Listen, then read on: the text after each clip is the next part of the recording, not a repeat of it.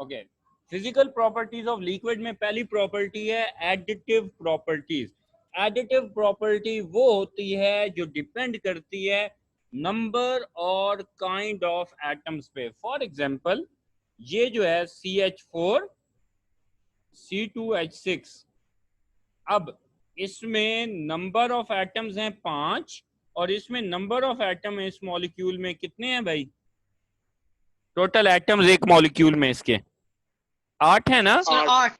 हाँ, तो अब CH4 का मॉलिक्यूलर वेट होता है 16 और इसका होता है इथेन का होता है 30।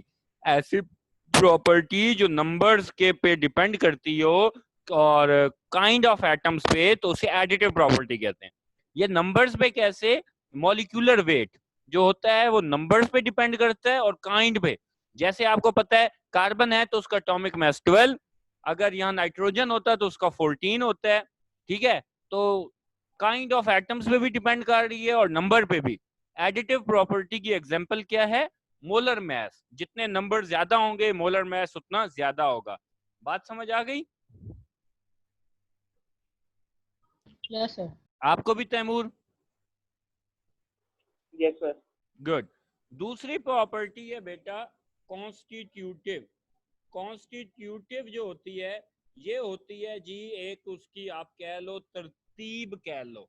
इसके लिए आसान सा उर्दू में मीनिंग है तरतीब पे डिपेंड, यानी एक ऐसी प्रॉपर्टी जो तरतीब या फिक्स अरेंजमेंट की हो। ऑप्टिकल एक्टिविटी होती है जिसमें मॉलिक्यूल्स रोटेट करते हैं। इसमें जो अहम चीज है ना कि इनमें ऐसी प्रॉपर्टी जो उसकी तरतीब पे, अरेंजमेंट पे, फिक्स अरेंजमेंट से होती है, उन्हें हम कहते हैं, ये नंबर्स पे डिपेंड नहीं करती, ये काइंड्स पे डिपेंड नहीं करती, ये डिपेंड करती है अरेंजमेंट पे। तीसरी जो है वो है कॉलीगेटिव प्रॉपर्टी। कॉलीगेटिव प्रॉपर्टी ये होती है ऐसी प्रॉपर्टी जो डिपेंड करे नंबर ऑफ पार्टिकल्स पे। नंबर ऑफ पार्टिकल्स पे जो प्रॉपर्टी डिपेंड करे सिर्फ, उसको हम कहते हैं कॉली। ये जरा मैं आपको एक्सप्लेन भी करता हूं। फॉर एग्जाम्पल जो बॉइलिंग पॉइंट है वो कॉलीगेटिव प्रॉपर्टी है। कैसे? कि अगर हम किसी चीज के, मतलब सपोज इसकी एक एग्जांपल है कि अगर मैं पानी के अंदर 1 मोल शुगर डाल दूं तो उसका बॉइलिंग पॉइंट, सपोज मैं कह रहा हूं पानी का बॉइलिंग पॉइंट है 100। अगर मैं उसमें 1 मोल शुगर डाल दूं, ठीक है, या 1 ग्राम शुगर डाल दूं तो उसका बॉइलिंग पॉइंट 101 हो गया सपोज। फिर मैं 2 ग्राम डाल दूं या 2 मोल डाल दूं, उसका बॉइलिंग पॉइंट और बढ़ जाएगा, 3 मोल डालूंगा और बढ़ जाएगा। अब एक्चुअली शुगर क्या है? ये मोल्स हैं या सलूट है, वो जितनी ज्यादा करते जाएंगे बॉइलिंग पॉइंट सॉल्यूशन का बढ़ता जाएगा। तो कॉलीगेटिव प्रॉपर्टी की डेफिनेशन आपके सामने होगी। The such property which depend upon number of ions and molecule present but do not depend upon the structure। भाई आपने अगर 1 मोल 2 मोल 3 मोल जितने ज्यादा मोल डालेंगे बॉइलिंग पॉइंट बढ़ता जाएगा। अब इसमें एक कंफ्यूजन आएगी कि ये एडिटिव और कॉलीगेटिव में फर्क क्या है। एडिटिव में, एडिटिव एक फिक्स है मॉलिक्यूलर वेट, वो क्या कि CH4 है तो इसका मॉलिक्यूलर वेट हमेशा उतना ही है। अब यही CH4 किसी चीज में मिक्स हो और ज्यादा डाल देंगे तो बॉइलिंग पॉइंट बढ़ता जाएगा। इसमें ऑस्मोटिक प्रेशर है, बायो में आप लोग पढ़ते थे ऑस्मोटिक प्रेशर। ऑस्मोटिक प्रेशर क्या होता है? जो साइटोप्लाज्म होता है, वो जो सेल मेम्ब्रेन पे या सेल वॉल पे जो प्रेशर एक्सर्ट करता है उसको ऑस्मोटिक प्रेशर कहते होते हैं। ठीक है, क्लियर है ये तैमूर? तीनों डेफिनेशंस थी विद एग्जांपल। Yes sir. इनको याद करना। चैप्टर नंबर 10 जो है हमारी केमिस्ट्री का सॉल्यूशन वाला, उसमें कॉलीगेटिव प्रॉपर्टी को 3 से 4 पेजेस का टॉपिक है। ठीक है, आगे okay. Vapour pressure and boiling point. Vapour pressure and boiling point. सवाल ये है जी वेपर प्रेशर क्या होता है? वेपर प्रेशर ये होता है, इसकी डायग्राम कुछ ऐसे है कि एक मेरे पास लिक्विड है, मेरे पास कोई कंटेनर है, उसमें एक लिक्विड है। आपको पता है कि लिक्विड्स में खूबी होती है कि लिक्विड्स के मॉलिक्यूल एवापोरेट करते हैं, एवापोरेट करके लिक्विड से गैस बनते हैं। और फिर कुछ मॉलिक्यूल गैस से लिक्विड बनते हैं। अब जरा एक बात मुझे बताइएगा, ये जो नीचे से ऊपर गए हैं, एवापोरेशन हुई है, तो लिक्विड से गैस बनने के प्रोसेस को क्या कहते हैं? एवेपोरेशन। और गैस से वापस लिक्विड बनने के प्रोसेस को क्या बोलते हैं? कंडेंसेशन। शाबाश, शाबाश, कंडेंसेशन। ठीक है, तो अब मुझे बताएं कि अब हम इसको क्या नाम है, सॉरी, वेपर प्रेशर कब कहेंगे? जब रेट ऑफ एवापोरेशन इक्वल हो जाए रेट ऑफ कंडेंसेशन के। रेट ऑफ एवापोरेशन इक्वल हो जाए रेट ऑफ कंडेंसेशन के, तो उस स्टेज को बोलते हैं वेपर प्रेशर। यानी कि जब रेट ऑफ एवापोरेशन से मुराद है अगर 1 मिनट में 50 मॉलिक्यूल लिक्विड से गैस बन रहे हैं और 1 ही मिनट में 50 मॉलिक्यूल गैस से वापस लिक्विड बन रहे हैं, उस वक्त जो प्रेशर एक्सर्ट कर रहे हैं वेपर्स, उसे वेपर प्रेशर बोलेंगे। So vapour pressure is defined as when the pressure exerted by the vapors when the rate of evaporation become equals to the rate of condensation. जी साइम, समझ आई बेटा? Yes sir. तैमूर आपको? Yes sir. चलें जी, शाबाश। अच्छा, अब ये वेपर प्रेशर का कॉन्सेप्ट था, अगर आपको ये बहुत अच्छी तरह समझ आ गया तो बहुत अच्छी बात है। अब जरा मुझे कुछ इससे लिंक बातें बतानी है आपने। मुझे ये बताएं कि अगर मैं टेम्परेचर हाई करूंगा तो वेपर प्रेशर हाई हो जाएगा या कम हो जाएगा? सर हाई हो जाएगा सर। हाँ, देखिए मॉलिक्यूल्स टकराएंगे, ज्यादा मॉलिक्यूल्स एवापोरेट होंगे, फिर ज्यादा वापस आएंगे, तो वेपर प्रेशर हाई टेम्परेचर पे ज्यादा होगा। ठीक है, अच्छा, अब आप ये जो पेज नंबर 132 है, इसमें सबसे पहले तो उसने कॉन्सेप्ट आपको बॉइलिंग पॉइंट का एक्सप्लेन किया है, फिर उसने वेपर प्रेशर का एक्सप्लेन किया।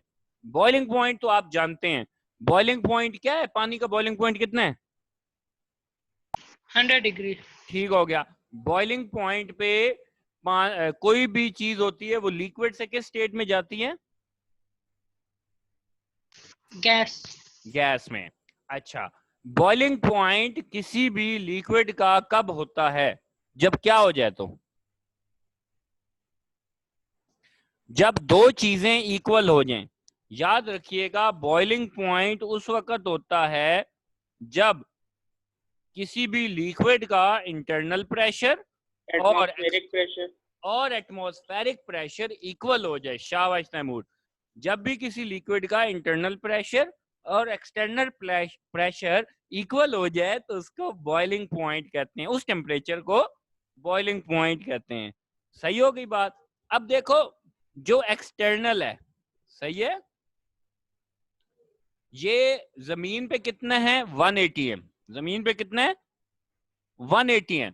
लेकिन जैसे जैसे हम पहाड़ों पे चढ़ते जाएं तो एक्सटर्नल प्रेशर क्या होता जाता है बच्चे?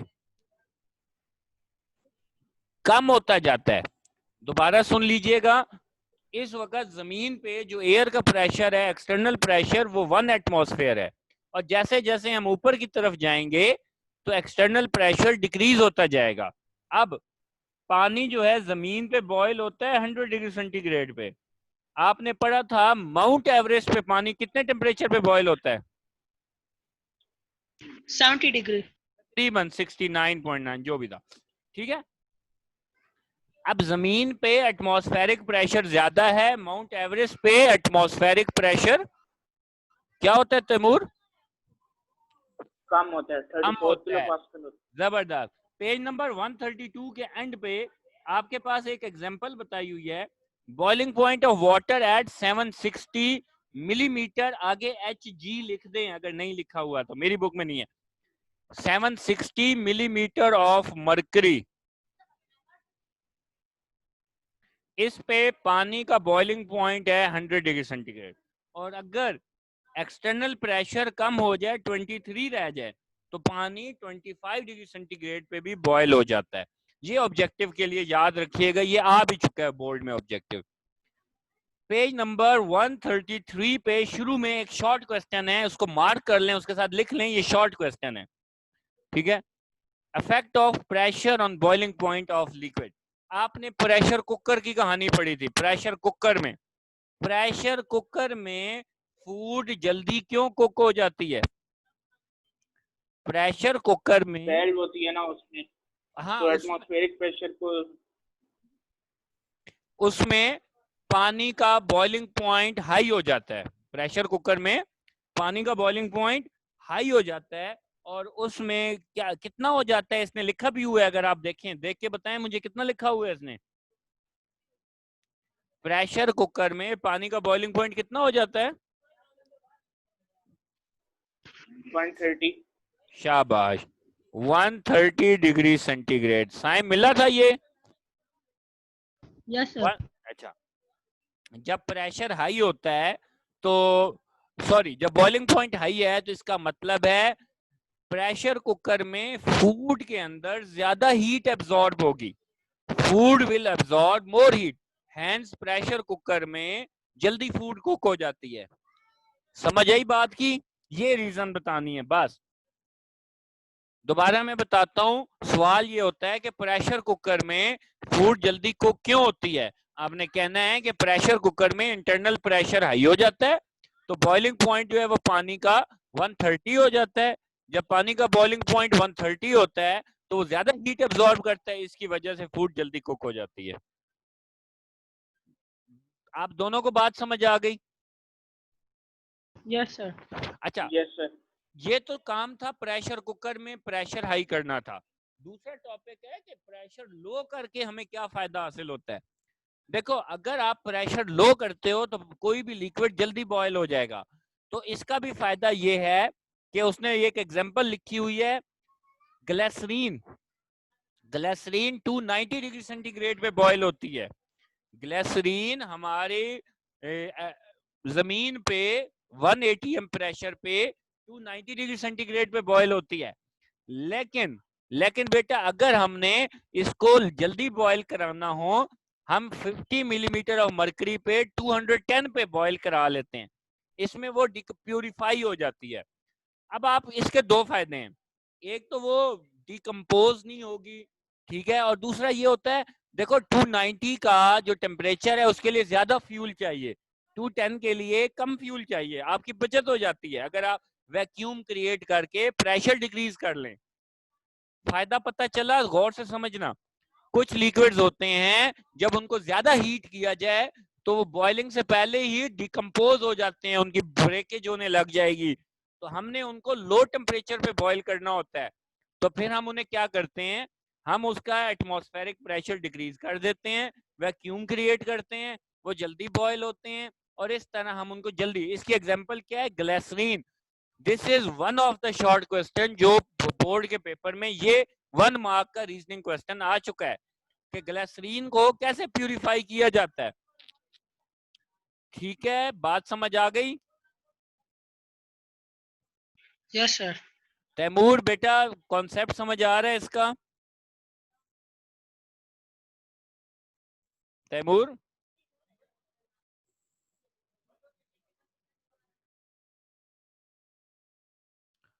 तैमूर, जी सर। मैं क्या समझ आ रही है बेटा? चले, अगला टॉपिक है एवेपोरेशन। ये मैंने आपको पहले ही कवर करा दिया था, हम इसको क्विक व्यू में देख। ये चैप्टर रिलेटिवली इजी है, पर ये अंडरस्टैंडिंग वाला है, इसको अंडरस्टैंड करते जाएं, ये बड़ा इजी लगेगा आप लोगों को। अच्छा, एवेपोरेशन ये होती है वही लिक्विड टू गैस। इसमें जो शॉर्ट क्वेश्चन मार्क कर लें, factors affecting rate of evaporation. Factors affecting rate of evaporation. तो रेट ऑफ एवेपोरेशन लिखा हुआ है increases with increasing surface area. 4 factors हैं, 3 फैक्टर्स हैं हमारे पास। पहला फैक्टर है सरफेस एरिया। सरफेस एरिया जितना ज्यादा होगा एवेपोरेशन उतनी ज्यादा होगी। सरफेस एरिया की एग्जांपल ये है, सपोज दोनों में 1-1 लीटर कोई लिक्विड हो या पानी हो।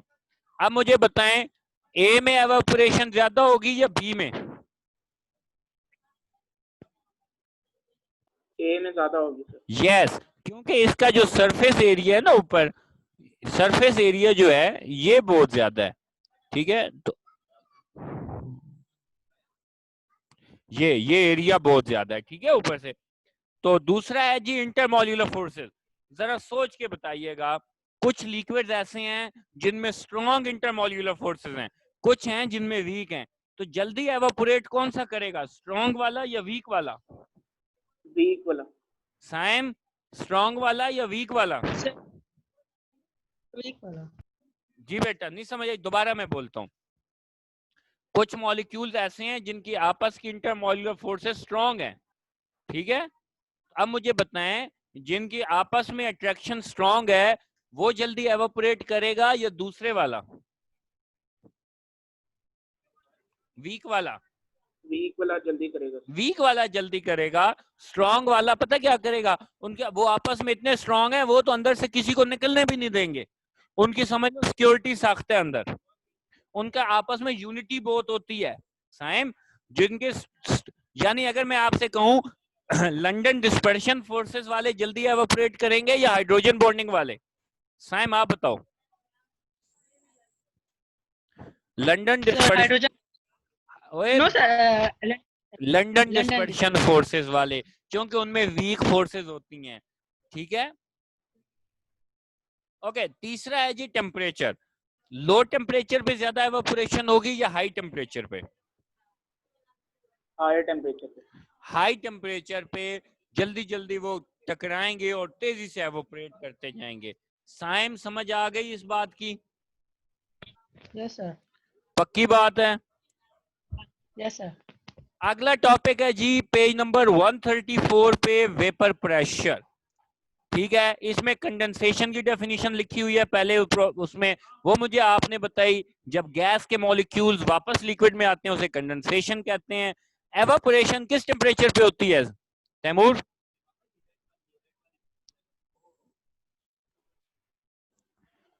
एवेपोरेशन किस टेम्परेचर पे होती है? सर ये तो हर टेम्परेचर पे होती है। शाबाश, एवेपोरेशन हर टेम्परेचर पे होती है। और इसमें वेपर प्रेशर कब होता है, जब कौन सी दो चीजें बराबर हो जाएं तैमूर? कंडेंसेशन और इवेपोरेशन। शाबाश, उस स्टेज पे जो प्रेशर लगता है वेपर्स की तरफ से उसे वेपर प्रेशर कहते हैं। ओके जी, अगला ये इसमें टॉपिक देखो, फैक्टर्स अफेक्टिंग वेपर प्रेशर। ये भी शॉर्ट क्वेश्चन है। दो फैक्टर्स हैं। अच्छा, अब ये सोच के बताना, हाई टेम्परेचर पे वेपर प्रेशर क्या होगा?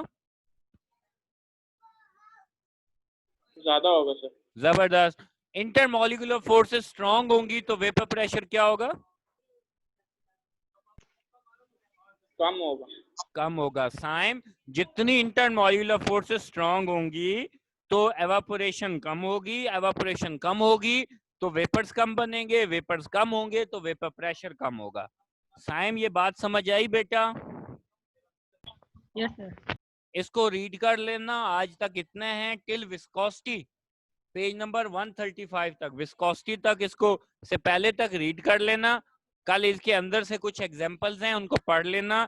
तो सैटरडे संडे है, ये चैप्टर इंशाल्लाह अगले 2 दिनों में मैंने खत्म करा लेना है, फिर हम चैप्टर 6 भी कर लेंगे। तो शायद within June, first week of July तक हमारे 3 चैप्टर्स कवर हो चुके होंगे। तो कोई कंफ्यूजन है आपको तो बताएं मुझे। सर अब तो केसेस भी काफी कम हो रहे हैं ना। बेटा